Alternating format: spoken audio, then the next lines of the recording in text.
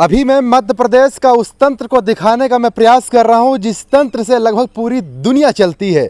मैं बात करूं, जी हाँ, ये देख सकते हैं तस्वीरें बिजली विभाग का है और ये मध्य प्रदेश का वही बिजली विभाग है जहां लगभग 60% से अधिक जो कर्मचारी हैं वो आउटसोर्स के रूप में काम करते हैं। लेकिन उन आउटसोर्स कर्मचारियों का तो ध्यान नहीं दिया गया, लेकिन विभाग का किस तरीके से ध्यान दिया गया है वो मैं जरा तस्वीरें आपको दिखाने का प्रयास करता हूँ। शायद तस्वीरें देख करके आप भी एक बार सर में से डूब मरेंगे और लगभग सर पकड़ लेंगे और कहेंगे कि काश ये कैसे कर्मचारी और कैसा विभाग और कैसा सरकार है जो पूरी तरह से निर्दयी हो गया है। आप तस्वीरें देखेंगे, ये शिलान्यास होता है इस पावर हाउस का। ये 2001 में यानी ये 11 अगस्त को होता है और उस समय जो कांग्रेस की सरकार हुआ करती थी, श्रीनिवास तिवारी जो मध्य प्रदेश विधानसभा अध्यक्ष थे, उस समय का ये शिलान्यास है।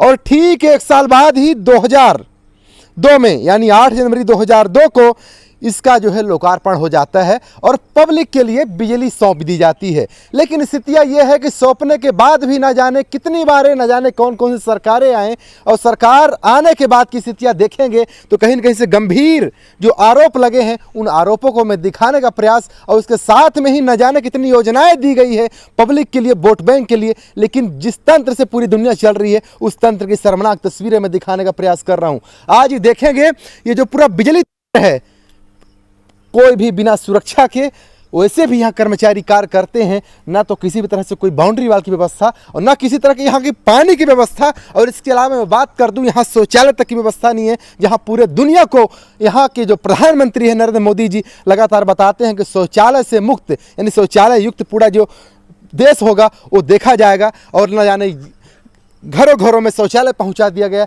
लेकिन इस बिजली विभाग में यानी पावर हाउस में न जाने कितने इस तरीके से पावर हाउस हैं जहां आज भी यह शौचालय से वंचित हैं। देखेंगे स्वच्छता पर बात होती है, प्रधानमंत्री आवास योजना गरीबों के लिए दिया जाता है, लेकिन बिजली जो विभाग है किस तरीके से देखिए अमीर विभाग है कि आज भी इस भवन में पीपल के पेड़ उगाए हैं, लेकिन कोई भी यहाँ व्यवस्था भवन के लिए नहीं हो पाई है। आप देखेंगे आज भी ये देखिए ये अमीर बिजली विभाग का ये पावर हाउस है, आज भी ये मड़ई बना करके यानी देख सकते हैं घास फूस का ये घर बना करके यहाँ कर्मचारी गुजारा कर रहे हैं। स्थितियाँ देखेंगे बिना कोई सुरक्षा के। यहाँ पर देखेंगे ये खुले तार जो हैं, ये मैं बता दूं ये अर्थिंग के लिए होते हैं। ये ट्रांसफार्मर में 33,000 और 11,000 के लिए अर्थिंग में ये कार्य आता है। आज भी ये खुले हैं, अगर किसी भी तरह से अगर अर्थिंग फेल हो जाए, मैं बता दूं यहाँ पर कोई भी बोर की व्यवस्था नहीं है, पानी की व्यवस्था नहीं है। तो इस वजह से जब भी अर्थिंग फेल होती है तो यहाँ पर खासा बिजली यानी 11,000 33,000 वोल्टेज पैदा हो जाते हैं, जिससे जो कर्मचारी ऐसे होते हैं, ये मैं बता दूं ये कोई नियमित कर्मचारी नहीं है, आप चेहरे को देखकर ही पहचान सकते हैं। भैया आउटसोर्स के रूम में है या नियमित है? आउटसोर्स। क्या नाम है आपका? सुजीत साहू। कितने वर्षों से आप हैं? 2-3 साल। ये बताइए जो मड़ई है, ये मड़ई काहे के लिए बनाया गया है? सर अपने छाया के लिए। छाया के लिए। विभाग के जो आला अधिकारी होते हैं कभी यहाँ विजिट नहीं करते? कभी नहीं। ये बताइए शौचालय का जो व्यवस्था होती है तो आप लोग शौच के लिए कहाँ जाते हैं? सर यही खेत। यहाँ नहीं बना है? यहाँ कुछ नहीं बना है। और पानी की व्यवस्था क्या है? पानी की व्यवस्था फिलहाल अभी नहीं है। ये लाइट की क्या व्यवस्था है? लाइट की तो प्रकाश की वो भी व्यवस्था नहीं है, यहाँ से की गई है, बस अपने से करते हैं। लड़के का नाम पावर हाउस बाब मरिया धेरे में ये स्थितियां हैं कि बताइए यही पावर हाउस न जाने घरों घरों में बिजली पैदा करके और पहुंचाता है। और आज स्थितियां ये है कि पावर हाउस ये धेरे में है, यही पावर हाउस न जाने कितने घरों को सुरक्षा देता है और आज यही पावर हाउस देख सकते हैं असुरक्षित महसूस कर रहा है। देखिए पूरी तरह से जर्जर भवन में पीपल के पेड़ तक उगाए हैं, ये पूरी अपनी जगह ले लिया है। अब ये कितने समय धराशायी हो जाएगा ये किसी से कहने और बताने की स्थितियां नहीं है। तो देखिए मैं दिखा दूं थोड़ा तस्वीरें और सामने से कि अंदर भी मैं जाके दिखाऊंगा। ये सबसे ज़्यादा शर्मनाक तस्वीरें, ये आउटसोर्स कर्मचारी लगातार अपने हित की बात करते रहे, सुरक्षा की बात करते रहे, लेकिन आज भी इस तरीके की स्थितियां हैं कि आप देख सकते हैं किस तरीके से जर्जर भवन और जर्जर भवन में ये लोग रहने को मजबूर और रहने के लिए फिर ये लोग इस भवन से डर करके और ये अपना घर अलग से ये जो गरीबों का जो घर होता है उस तरीके से ये घर बना लिया गया है। आला अधिकारी जो यहाँ के संबंधित अधिकारी हैं रीवा जिले के, मैं आपसे निवेदन करना चाहता हूँ, हाथ जोड़कर निवेदन करना चाहता हूँ, अगर ये तस्वीरें अगर मुख्यमंत्री तक पहुँच रही हैं, इन तस्वीरों को देख करके जरा एक बार आप आकलन लगाइएगा कि आप पूरे देश को सुधारने चल दिए हैं। लेकिन ये देख सकते हैं बिजली विभाग की स्थितियाँ ये है और यही यहाँ की बस नहीं है, न जाने कितने ऐसे पावर हाउस हैं। भैया ये बोर तो है? क्या बोर स्थितियां हैं यहाँ की? बोर जला हुआ है सर, ये काफ़ी दिन से जला है, इसका कोई निराकरण नहीं ये हुआ है पानी अभी वानी पहले ही मिलता था? तक। पहले मिलता था, अब 1 साल हो गया अभी तक नहीं बना। बताइए, जवाने को आपने पानी दे दिया, नल जल योजना की आपने बात कर दी, न जाने घर घोरे में पानी पहुंचा दिया टोटियों के माध्यम से, लेकिन पावर हाउस आज भी वंचित है। ये तस्वीरें हैं, मैं दिखा दूंगा। और इसके अलावा भैया यहाँ पर एबी स्विच की जो व्यवस्थाएं हैं, क्या स्थितियां हैं एबी स्विच की? एबी स्विच और मेंटेनेंस किए थे एक दिन, या और एक है, और और सिंगल फिशिंग क्या करते हैं? सिंगल फिशिंग का कुछ भी नहीं है, वो फिलहाल पहले चालू था, अब वो जल गया है तो अभी नहीं बना है। तो क्या कैसे सिंगल फिशिंग होता है? वही चढ़ के करना पड़ता है।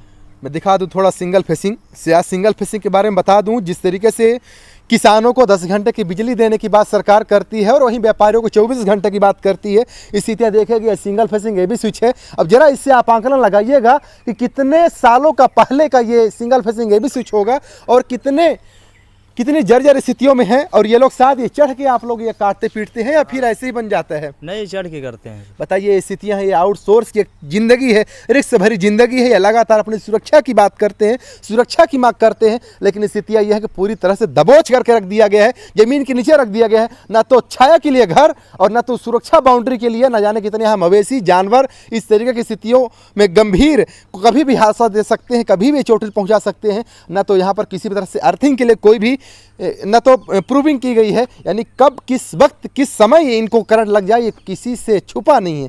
भैया, बूट वगैरह, सेफ्टी बूट वगैरह कभी मिला है आपको? सेफ्टी बूट अभी तक नहीं मिला। नहीं मिला। नहीं। ग्लव्स वगैरह क्या स्थितियाँ हैं? ग्लव्स हो गया है, पर जो है तो अब खराब ही है। नया बोले हैं कि आने के लिए, पर अभी आया नहीं। बताइए, कितनी रिस्क भरी जिंदगी की स्थितियाँ।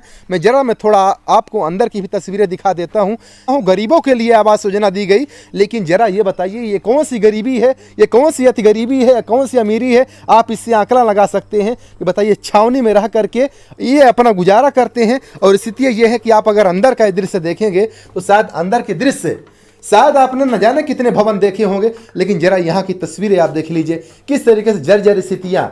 और जर्जर स्थितियों के बीच में केवल 4 पैनल, और 4 पैनलों के बीच में ये लोग कैसे जिंदगी गुजार रहे हैं, कहाँ से पानी लाते हैं और कहाँ से व्यवस्थाएं करते हैं, कहाँ कहाँ सोच के लिए दौड़ना भटकना पड़ता है। आपने न जाने कितनी योजना। आप थोड़ा अर्थिंग थोड़ा दिखा दीजिए।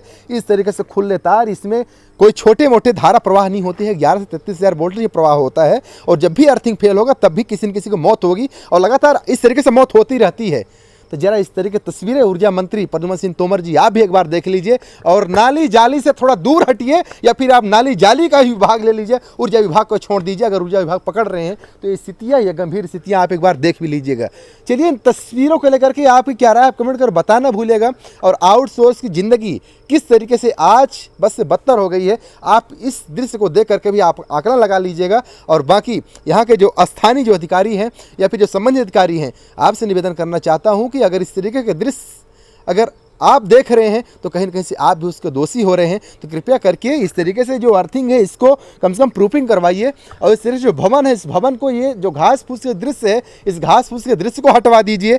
कोई अच्छा भवन बनवा दीजिए, छाया नुमा कोई भवन बनवा दीजिए, शौचालय बनवा दीजिए, और इसके अलावा बाउंड्री वाल और इसके अलावा सेफ्टी की व्यवस्थाएं बनवा दीजिए। बाकी तो आउटसोर्स की ज़िंदगी को आपने तो पूरी तरह से नरक ही बना दिया गया है।